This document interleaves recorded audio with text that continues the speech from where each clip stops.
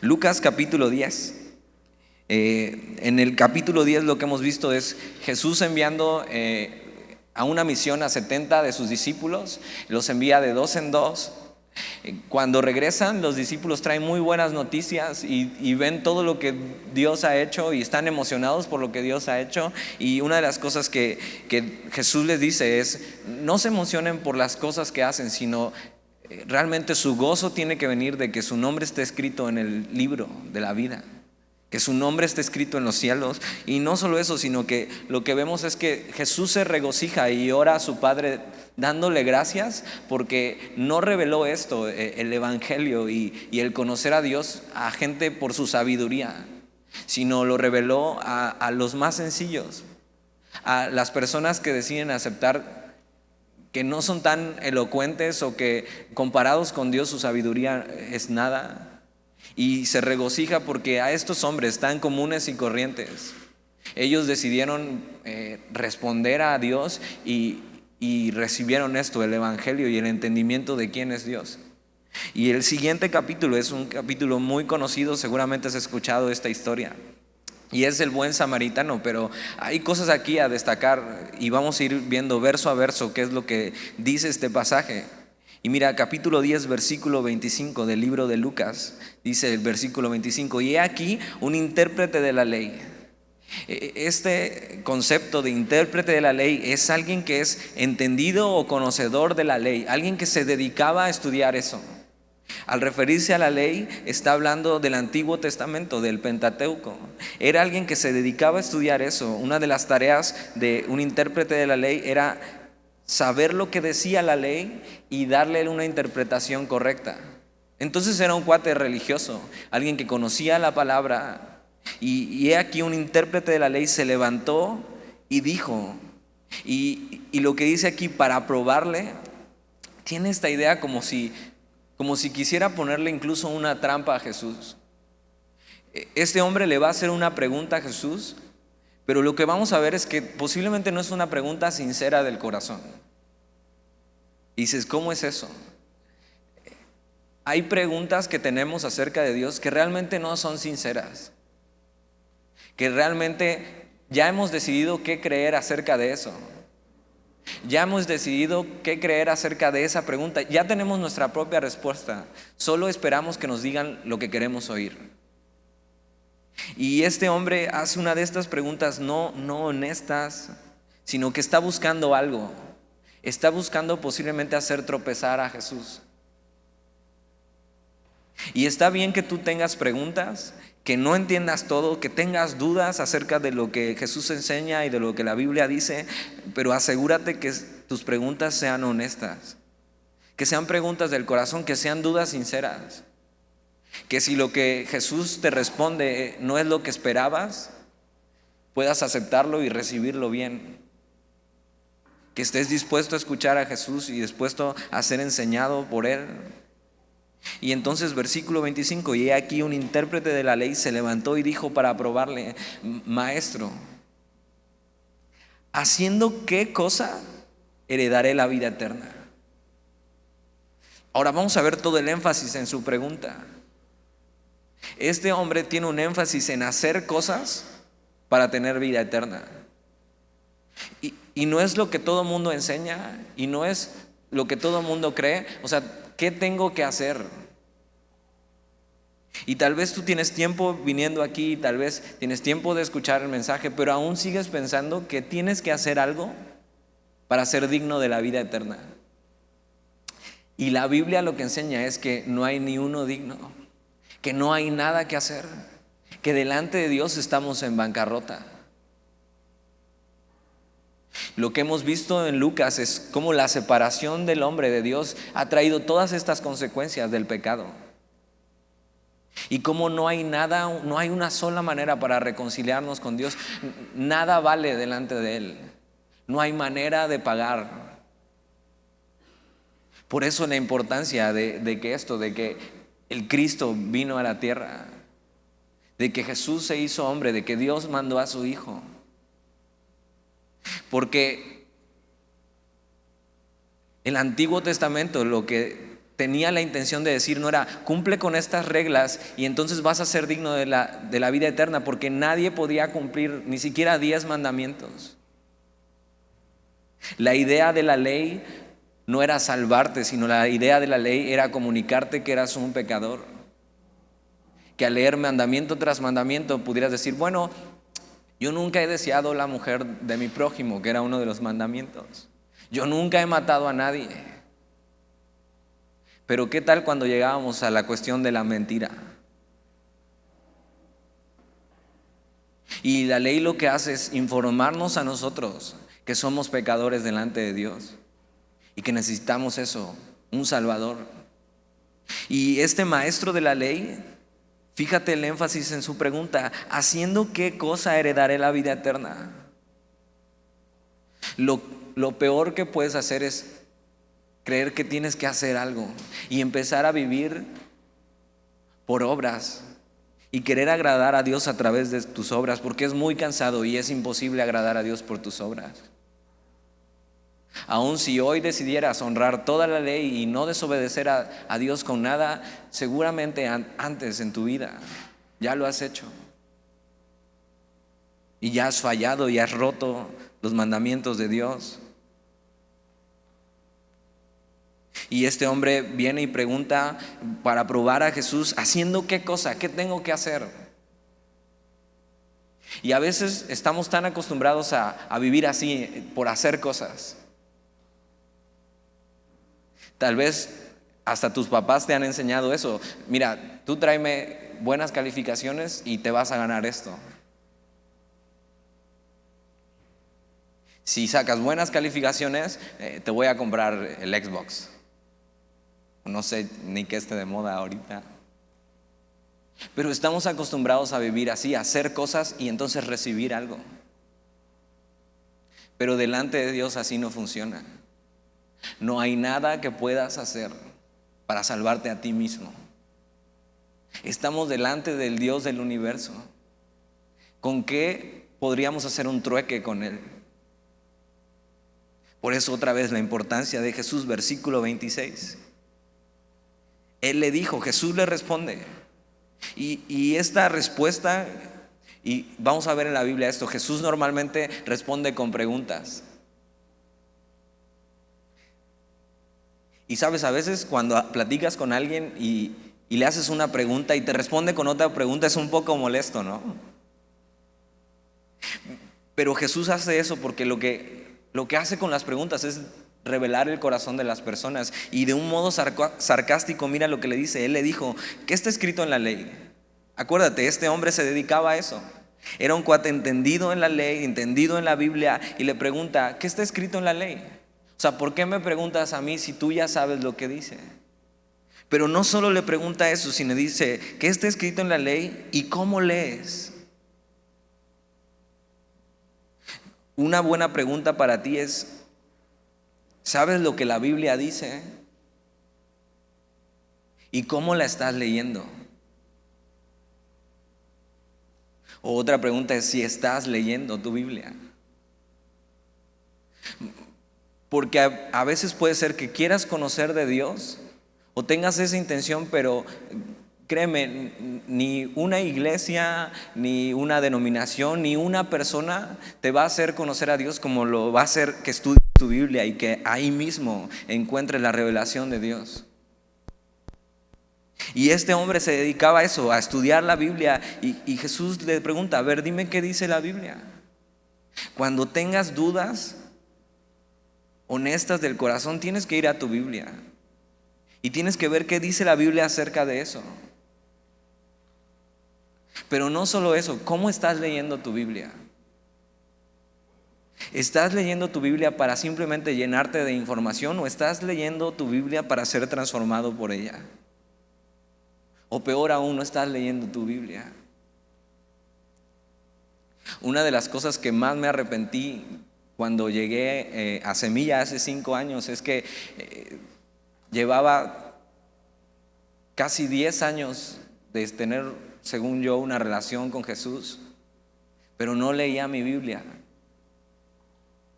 Y cuando empecé a caminar con Jesús y empecé a estudiar mi Biblia todos los días, dije, no sé cómo pude vivir mi cristianismo sin esto. Sin todos los días despertarme y lo primero que haga es escuchar su voz y abrir la Biblia y ver ahí quién es Dios y quién soy yo y el poder transformador que tiene su palabra. Decía, no sé cómo pude sobrevivir todos estos años así. Porque cada vez que vas a tu Biblia estás escuchando la voz de Dios directamente. Y este hombre, aunque se dedicaba a eso, vamos a ver que no entendía bien lo que decía la Biblia. Y posiblemente la estaba leyendo mal. Y debes tener cuidado de repente puede ser que tienes una relación con Jesús y estás caminando con Él y estás leyendo tu Biblia, pero de repente ya la estás leyendo mal, ya no estás leyendo para ver cómo puede transformarte eso a ti, sino para ver cómo puedes tirarle una piedra al otro. Y lees partes en la Biblia como que dice hipócritas y ya no piensas en ti, sino piensas en alguien que tú crees que es hipócrita. Y la Biblia es para aplicarse a nosotros primero y después, claro, ayudar a los demás. Entonces, ¿cómo estás leyendo tu Biblia? ¿Y qué dice la Biblia acerca de los temas que tienes dudas? Hoy hay una generación que está llena de dudas. Y tienes que saber que la Biblia y Jesús tiene todas las respuestas a tus preguntas existenciales. Entonces, si tienes dudas, ve a eso y deja que Dios te responda. Y no solo eso, sino que te transforme.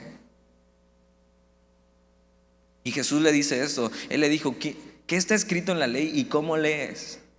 Versículo 27, aquel respondiendo dijo, y va a citar unos pasajes de la ley en Levítico, dice, amarás al Señor tu Dios con todo tu corazón, con toda tu alma y con todas tus fuerzas, y con toda tu mente, y a tu prójimo como a ti mismo. Ahora, esto lo vemos en los evangelios, que aquí es donde Jesús resume toda la ley.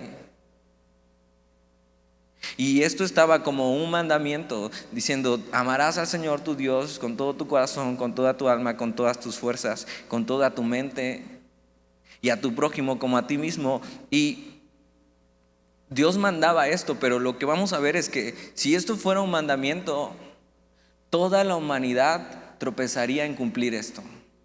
Piensa un poco, amarás al Señor tu Dios, es esta palabra agapao, que es el amor como Jesús amó, como Dios ama al mundo, que es un amor que se entrega por completo, que no es envidioso, que no es orgulloso, que no ve por sí mismo, que no deja de ser, que no se termina nunca, que no busca lo suyo. Y no solo eso, sino dice, amarás al Señor tu Dios con todo tu corazón. Esta palabra corazón tiene idea de dónde está nuestro razonamiento y dónde están nuestras emociones. ¿Quién podría pararse aquí y decir, yo amo a Dios con todas mis emociones y con toda mi razón? No solo eso, sino que dice con toda tu alma. Y el alma es donde está el propósito y la voluntad del hombre. ¿Quién puede pararse aquí y decir, yo con toda mi voluntad he decidido amar a Dios y obedecerle por completo? No solo eso, sino que dice con todas tus fuerzas. Esto es con toda tu capacidad. Que has ocupado toda tu capacidad mental y física en amar a Dios. No solo eso, sino que dice con toda tu mente. Esto quiere decir con todo tu entendimiento, que has ocupado todo tu entendimiento y tu mente de llenarla de Dios y no de basura. Más adelante, cuando Jesús dice esto y ahí resume toda la ley, lo que vamos a ver es que estos mandamientos son imposibles de cumplir. Es imposible no fallar en esto. Lo que vamos a ver más adelante es que Jesús pide esto no como un mandamiento para hacer y entonces ganar vida eterna, porque ya lo vimos, es imposible. Sino los que hemos sido perdonados y salvados y hemos conocido el amor de Jesús. Esto, amarás al Señor tu Dios con todo tu corazón, tu alma, tus fuerzas y tu mente, es una respuesta al amor que hemos recibido. Quiere decir que yo puedo decidir amar así a Dios y a Jesús porque Él ya me amó primero. No amo a Dios para que Él me dé vida eterna, sino porque Él ya me dio vida eterna y soy salvo y me ha perdonado. Yo en respuesta voy a dedicar mi vida a esto. Amar a Dios con todo mi corazón y con toda mi alma y con todas mis fuerzas y con toda mi mente. Solamente una persona que ha entendido y ha recibido el amor de Dios puede hacer esto. Este es el propósito del hombre resumido: amar a Dios con todo, y no solo eso, sino amar a tu prójimo como a ti mismo. Ahora, algunas personas creen que estos son 3 mandamientos: amar al Señor con todo, amar a tu prójimo y amarte a ti mismo. Pero eso no es lo que dice aquí. Solo son 2 mandamientos. Aquí la ley ya está dando por sentado que tú te amas demasiado. Es más, déjame decirte algo. Todos los problemas que tienes en tu vida son porque te amas demasiado. Piénsalo un poco. Todos los problemas en tu vida son porque te amas demasiado a ti.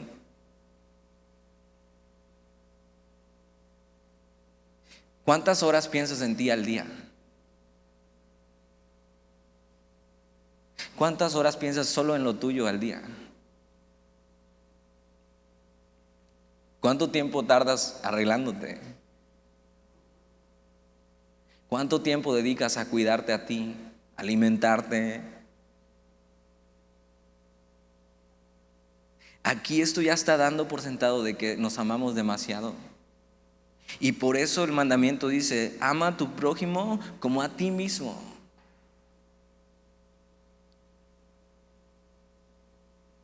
En esto se resume la vida de alguien que ha sido salvado por Jesús. Ya no vives para ti, sino vives para amar a Dios y amar a los demás como a ti mismo.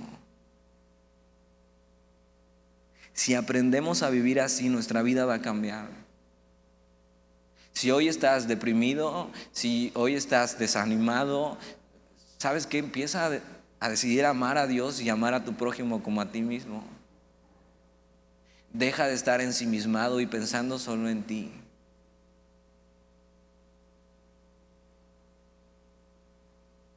Mira lo que dice Jesús en el versículo 28. Y le dijo: bien has respondido. O sea, está bien, tienes mucha información, tienes información correcta. Puede ser que tengas tú la información correcta de lo que dice la Biblia, pero eso no significa que lo estés viviendo. Dice, y le dijo: bien has respondido. Y le dice: haz esto y vivirás. La idea que tiene Jesús aquí es, le dice: ok, cumple solo con estos 2 mandamientos perfectamente, sin fallar en uno solo, y entonces con eso, si haces eso, podrás tener vida eterna. Pero ya vimos que es imposible. Jesús está diciendo: puedes intentar agradar a Dios por obras, puedes intentar hacer esto para ser salvo, pero ¿sabes qué? Te conviene mejor arrepentirte de tus pecados, pedir perdón y que Jesús te salve, y entonces tengas vida eterna. Es un camino mucho más excelente. Es más, es el único camino. Y Jesús le dice eso: haz esto y vivirás. Deja de tratar de buscar agradar a Dios por obras y ríndete a Jesús. Versículo 29. Pero él, hablando de este intérprete de la ley, queriendo justificarse a sí mismo. Esa idea de justificarse es, él se creía justo, él se creía que era bueno, él se creía que estaba cumpliendo con esto. Él pensaba así: bueno, comparado con otros, yo no estoy tan mal delante de Dios. Es lo peor que podrías pensar, porque Dios no te va a juzgar comparándote con otro. Dios te va a juzgar comparándote con su ley y con sus mandamientos. Cuando nos comparemos con alguien, comparémonos con Jesús. Este hombre se creía justo, se creía un buen hombre. Ten cuidado de no creerte eso. a veces podrías confundir que ser cristiano se trata de simplemente no tomar, no decir groserías, no fumar, no ir a bailes, no ir a fiestas. Ser cristiano es mucho más que eso. Eso no te hace bueno delante de Dios. Podrías estar haciendo un montón de cosas, pero que tu corazón por dentro esté lleno de orgullo y de odio y de rencor y de resentimiento, y Dios también ve eso. Ser cristiano no se trata de hacer cosas. Ser cristiano se trata de creer en Jesús y seguirle, de recibir el amor de Dios a través de Jesús y como respuesta entregar tu vida por completo. Entregar, como vimos eso, tu corazón, tu alma, tus fuerzas y tu mente, y entregar tu vida para servir a tu prójimo. Pero mira a este hombre, pero él, queriendo justificarse a sí mismo, dijo a Jesús: ¿y quién es mi prójimo? La palabra prójimo quiere decir el próximo o tu vecino. Entonces, si quieres saber quién es tu prójimo, mira hacia tu lado. Míralo bien. Sonríele. Sácale la lengua. Pellízcalo. No, no es cierto. La palabra prójimo significa próximo. El vecino. Pero mira la respuesta de este hombre, queriendo justificarse. Y mira, si tú quieres justificarte delante de Dios por tus obras, vas a ser condenado por Dios. Pero si tú delante de Dios no te justificas, sino que aceptas que delante de Él has fallado, entonces hay esperanza para ti, porque Jesús quiere justificarte.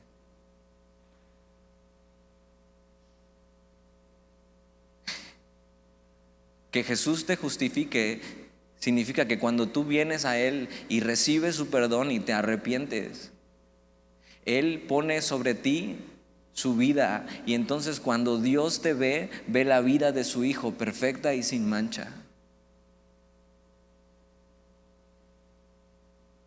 Algo que nosotros no podemos hacer.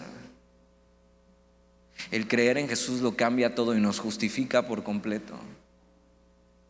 Dice, pero él, queriendo justificarse a sí mismo, dijo a Jesús: ¿y quién es mi prójimo? Ahora, lo que está diciendo este hombre, fíjate, solo se está preocupando por el segundo mandamiento, y a tu prójimo como a ti mismo. Él está dando por sentado de que el primer mandamiento, amar a Dios con todo, ahí tiene 10. Podemos ver que este hombre está bastante cegado y se siente justo y se siente bueno delante de Dios, y se está midiendo con Dios y se está poniendo 10. Solo tiene una duda, y su duda también tiene algo escondido ahí. ¿Quién es mi prójimo? Es a quién tengo que ayudar, a quién tengo que amar. Y Jesús le va a enseñar una lección, y nos va a enseñar hoy una lección. Versículo 30. Respondiendo Jesús dijo, y va a contarle una historia. Un hombre descendía de Jerusalén a Jericó y cayó en manos de ladrones, los cuales le despojaron e hiriéndole se fueron, dejándole medio muerto. Algo que pasaba es que en este camino de Jerusalén a Jericó, como era un camino donde había mucho comercio, estaba lleno de ladrones. Y era algo muy común que estuvieran al acecho de personas para hacer justamente eso: golpearlos, robarlos.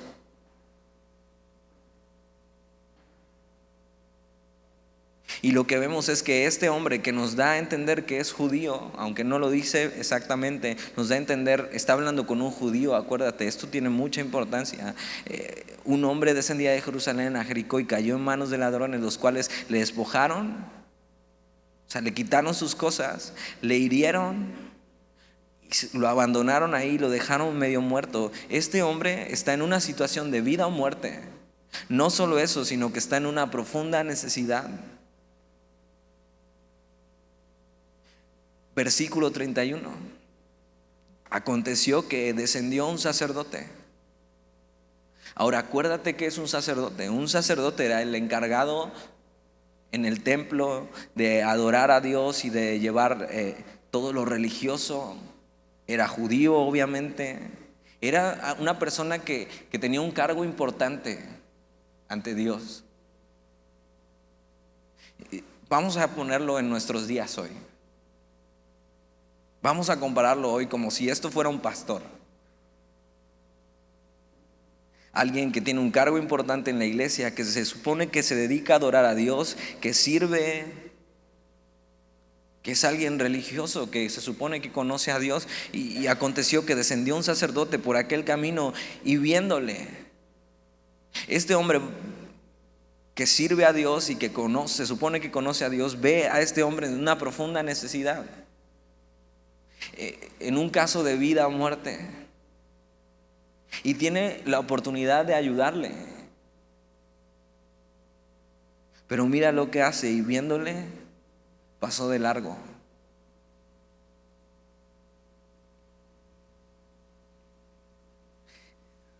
¿Cuántas veces has visto la necesidad de alguien y has pasado de largo?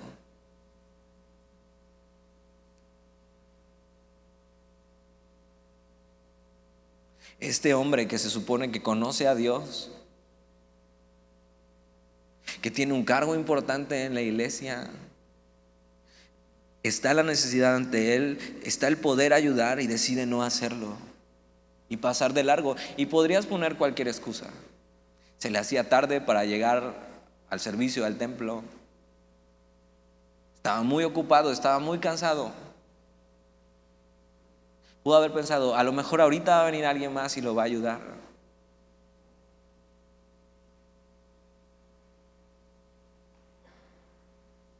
No sabemos exactamente sus excusas, pero lo que sabemos es que tuvo la oportunidad de ayudarle y decidió no hacerlo.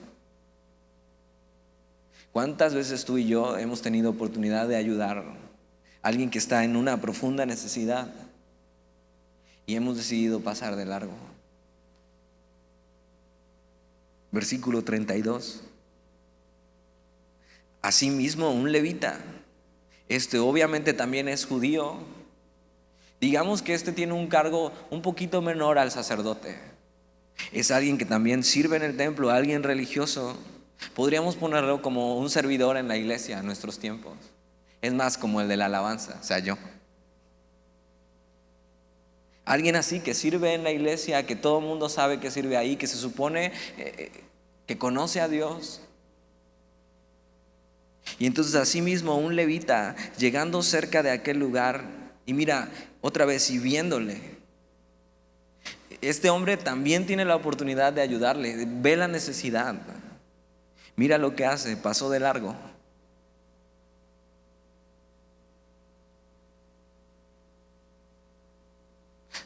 ¿Por qué pasar de largo? ¿Por qué alguien que se supone que conoce a Dios o que dice conocer a Dios está delante de él la necesidad y simplemente no se interesa?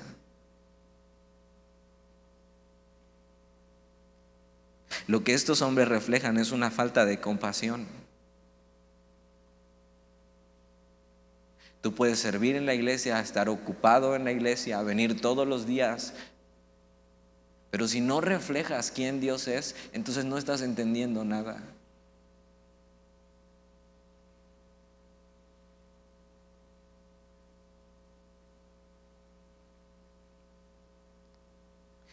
Fíjate, ninguno ayudó a su hermano judío, tirado, medio muerto, en profunda necesidad. Dios quiere darle una lección a este hombre y quiere darnos una lección a nosotros. Porque mira lo que dice el versículo 33. Pero un samaritano. Ahora dices, ¿qué es eso? Te voy a explicar un poco para que entiendas el contexto. Los samaritanos eran judíos de segunda. Los samaritanos y los judíos se odiaban por completo. No solo no se caían bien, se odiaban. Los samaritanos eran judíos que se habían mezclado con gentiles. Y por eso los judíos los odiaban y se sentían superiores a ellos, pero entonces los samaritanos, al sentirse inferiores, también odiaban a los judíos. Los judíos no querían tener nada que ver con los samaritanos, ni los samaritanos con los judíos. Es más, algunos rabinos, algunos maestros de la ley enseñaban que tú no podías ayudar a un samaritano si él estaba en una situación de vida o muerte, porque te contaminabas. Eran enemigos totalmente.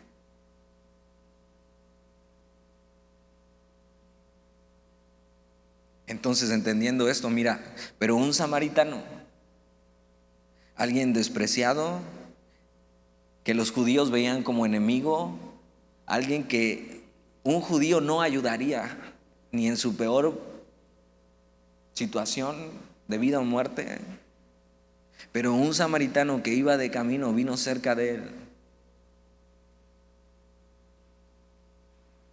y viéndole, fíjate, 3 personas en una misma situación, ante una misma necesidad.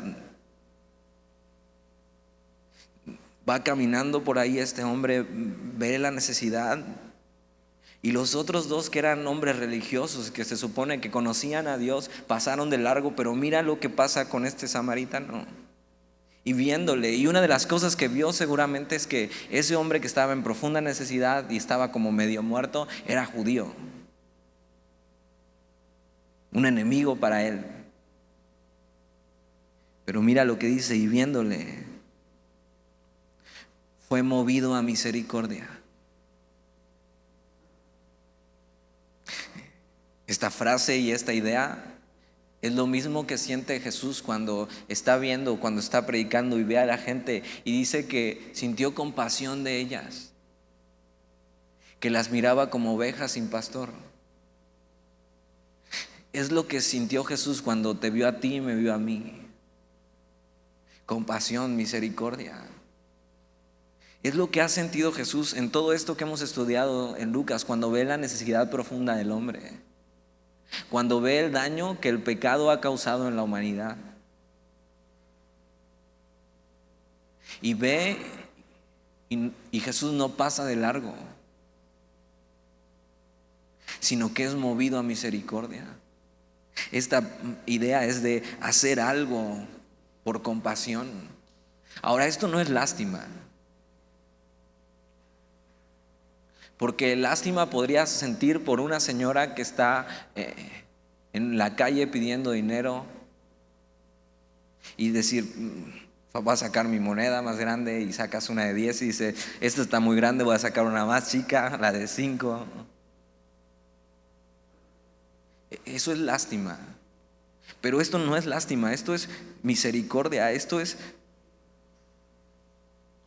tener compasión de eso, compadecerse y ver por esta persona. La misericordia no es algo que se hace para sentirse bien.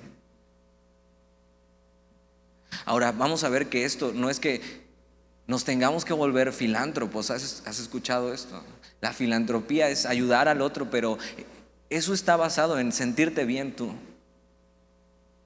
Estas personas que deciden viajar a África y ayudar a los niños que están en profunda necesidad de hambre, todos ellos lo hacen por filantropía, porque se sienten bien al ayudar al otro. Pero si te das cuenta, estás haciendo algo no para precisamente ayudar a otros, sino para ayudarte a ti, sentirte bien. Y eso no es misericordia, porque ¿sabes qué? Jesús mostró misericordia, y en la cruz Él no se sentía bien cuando estaba siendo clavado y muriendo. Misericordia no es lástima, sino es compadecerte. Que este hombre, aunque tenía razones para odiar a este hombre que estaba casi muerto, decide ayudarlo. Y si comparamos a Jesús con este samaritano, tiene muchas similitudes, porque Jesús fue alguien que por su propia raza, por su propio pueblo, fue odiado y desechado y despreciado. Pero aún así vio la necesidad y tuvo misericordia y se compadeció de nosotros y se entregó. Esto es lo mismo que movía a Jesús, lo que mueve a este samaritano. Y hace rato te contaba de la necesidad que hay de servir en este asilo. Son personas que están ya en la última etapa de su vida. Y créeme que están muy necesitados. Ellos, la mayoría saben que les quedan pocos años. La mayoría de ellos, sus familias ni los visitan. Algunos se sienten como un mueble arrumbado.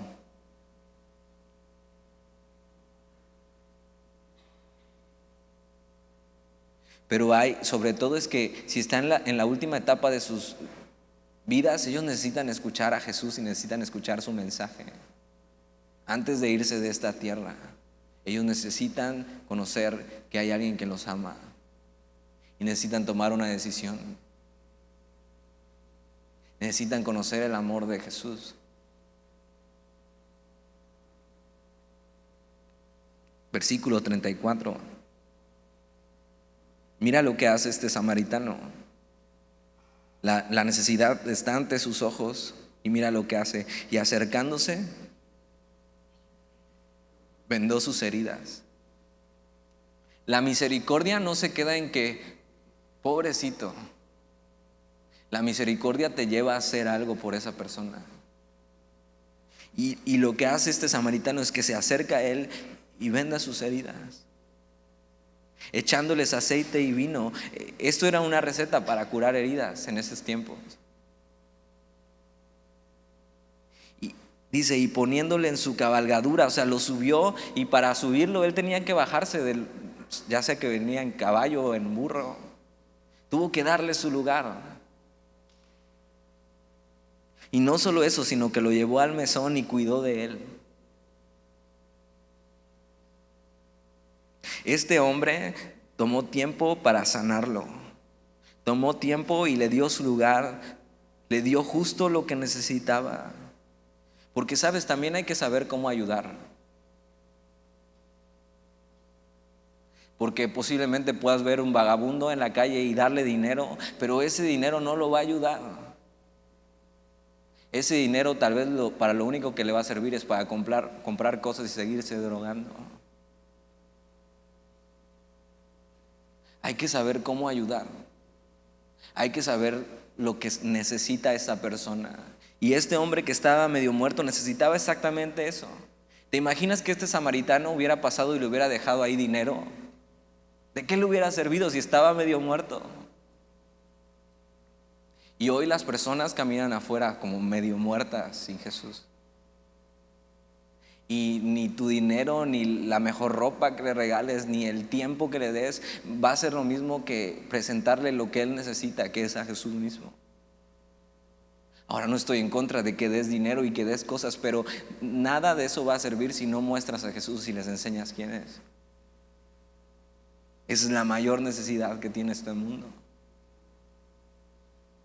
Y este hombre se entrega por completo.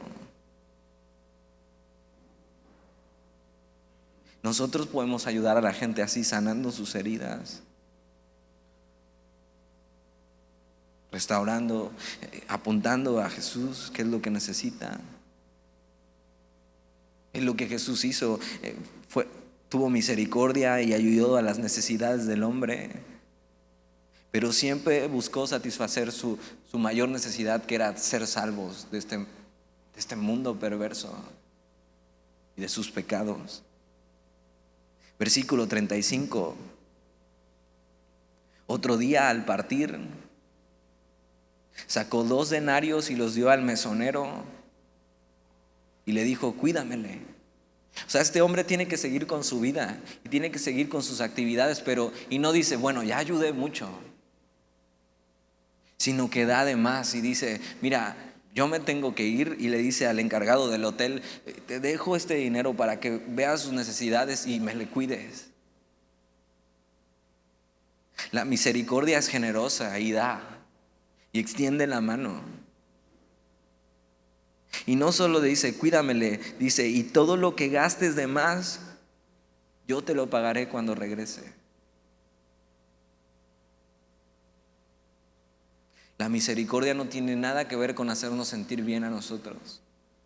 Tiene que ver, todo que ver con hacer lo que mi prójimo necesita.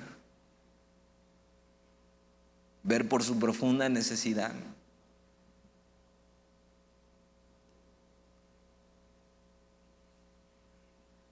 Versículo 36. Jesús va a hacer una pregunta y le va a dar un giro a este hombre que preguntaba. Dice, ¿quién pues de estos tres te parece que fue el prójimo del que cayó en manos de los ladrones? Ahora mira, la pregunta de este religioso fue, ¿quién es mi prójimo? ¿Te acuerdas? Pero Jesús le cambia la idea y dice, ¿quién pues de estos tres te parece que fue prójimo? Y nuestra pregunta no es, ¿quién es mi prójimo? Nuestra pregunta es, ¿de quién yo puedo ser prójimo? ¿De quién yo puedo estar próximo a él para ayudarlo? ¿De quién yo puedo estar cerca de él para ayudarle? La pregunta no es quién es mi prójimo, es yo de quién voy a estar próximo, cerca para ayudarle. Que cuando vaya caminando y vea la profunda necesidad, no decida pasar de largo, sino esa misericordia que yo he recibido de Jesús sea lo mismo que yo pueda dar.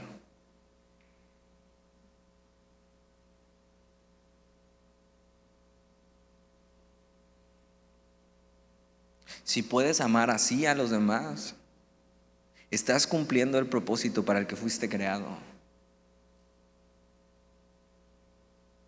La mayoría de las personas desperdician su vida amándose tanto a ellos. Cuando nosotros hemos recibido amor de Dios, nuestra vida se convierte y se trata de amar a los demás, reflejando el amor que hemos recibido. Ahora posiblemente estás aquí y no puedes dar porque no tienes el amor de Dios en tu vida y necesitas hoy recibirlo y rendirte a Dios y decir, ¿sabes qué? He tratado de agradarte de acuerdo a mis obras y no he podido. Mejor perdóname y quiero conocer tu amor para entonces eso reflejarlo al mundo.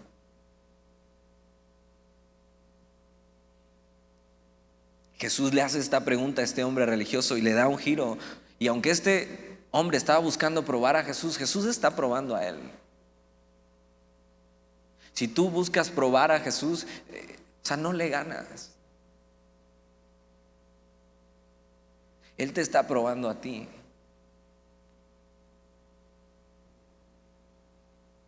Si tú piensas que puedes discutir con Jesús y ganarle una, no has entendido quién es Él.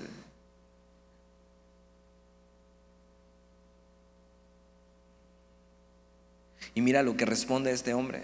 Versículo 37, él dijo, el que usó misericordia con él, ese es el prójimo. Ahora ve cómo está el odio tan arraigado en los judíos con los samaritanos que ni siquiera puede decir el samaritano. Porque acuérdate, los nombres son ¿quién? ¿El sacerdote, el levita o el samaritano?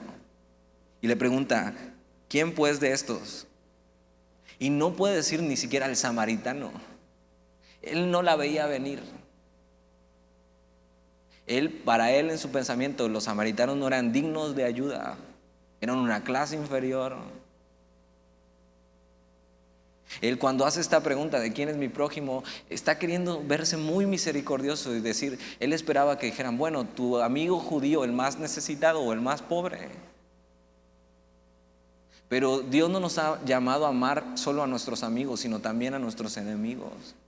Esa es la diferencia del amor de este mundo y el amor de Dios, que ama sin importar a quién sea, que ama incluso al que lo ha ofendido.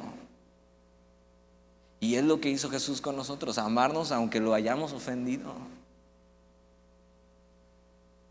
Y aunque éramos enemigos y extraños para Él, Él decidió amarnos. Y este hombre responde, y él dijo: el que usó de misericordia con él. Entonces Jesús le dijo: ve y haz tú lo mismo. Con esto Jesús le está diciendo a este hombre: no has entendido nada.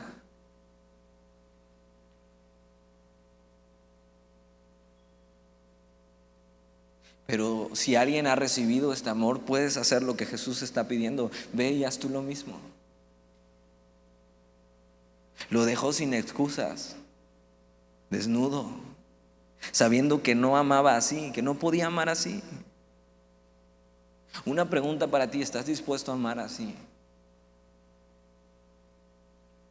A ser misericordioso, amar a Dios con todo, amar a tu prójimo como a ti mismo.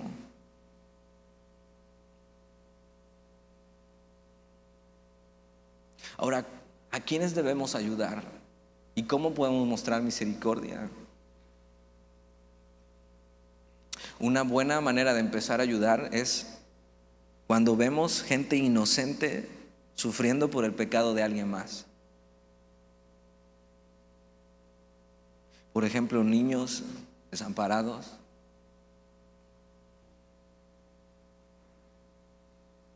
ancianos abandonados,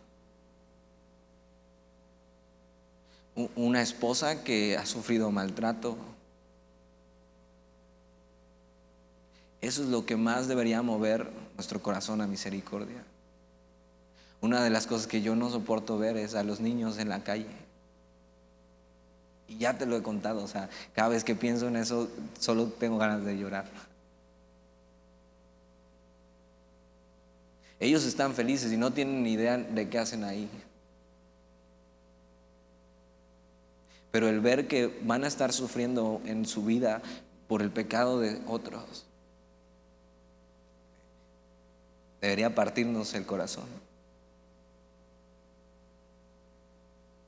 Que Dios ponga en nuestros corazones esa misericordia para poder ayudar al necesitado.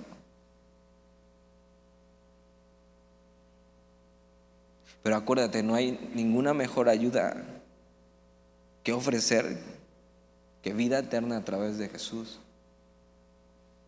Porque todos vamos a sufrir en esta vida. Pero lo que hace la diferencia es Jesús para la vida venidera.